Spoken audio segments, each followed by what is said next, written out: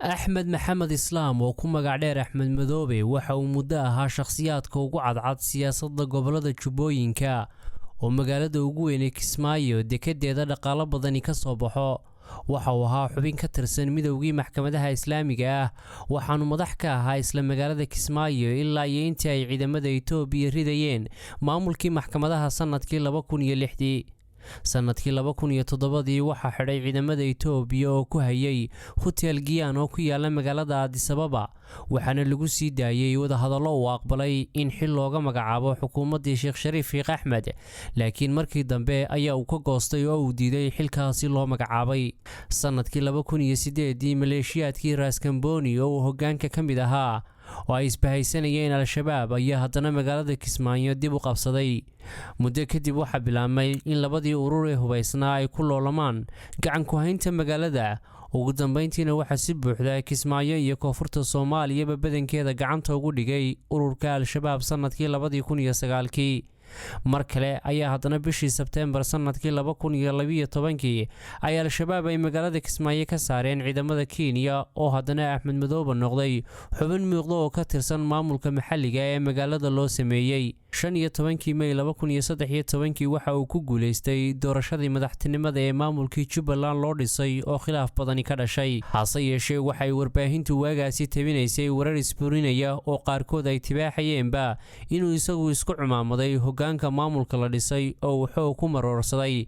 hase yeeshee waxay warbaahino kale ay ku soo warrantay inuu cod aqlabiyada ku guuleystay, inkastoo ay isla markiiba maamulkiisa taageereen dowladaha Kenya iyo Itoobiya. haddana xukuumadda federaalka ahayd ee Soomaaliya muddo dhowr bilood kadib ayay ku qaadatay inay aqbasho. waxaa khilaafka dhex yaalay markii dambe lagu dhameeyay dhexdhexaadin uu galay ururka IGAD. qiyaastii 4 bilood kadib 13 Sebtembar 2013 ayaa kulanyo uu watay waxaa ku qarxay baabuur walxaha qarxa laga soo buuxiyay isagoo u maraya Kismaayo gudaheeda, waana uu ku dhaawacmay madaxweyne Axmed Madoobe.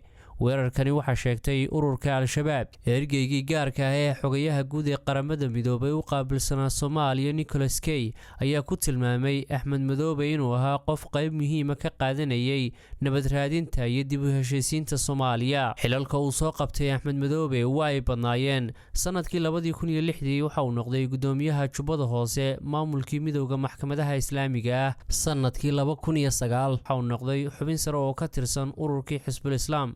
2010 waxa uu noqday taliyihii ciidamada Xisbul Islaam ee gobolada Jubbada Dhexe iyo waliba Jubbada Hoose. bishii May sanadkii 2010 waxa uu ka baxay ururkaasi, waxaana uu noqday markii dambe hoggaankii ururkii Ras Kamboni. 2013 bisha August ilaa 2019 waxa uu ahaa madaxweynaha maamul goboleedka Jubbaland.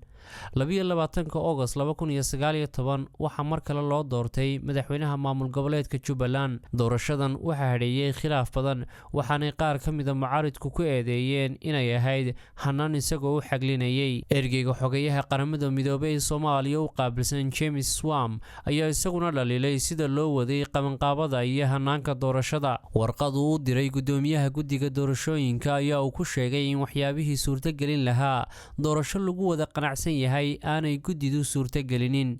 hase yeeshee gudoomiyaha guddiga doorashooyinka Jubbaland ayaa warqad ugu jawaabay eedahaasi ku tilmaamay kuwa aan jirin, kagana codsaday in beesha caalamku ixtiraamto shuruucda dowlad goboleedyada iyo federaalka oo ah inay ka shaqeeyaan isla markaana raaligelin ka bixisa eedaasi.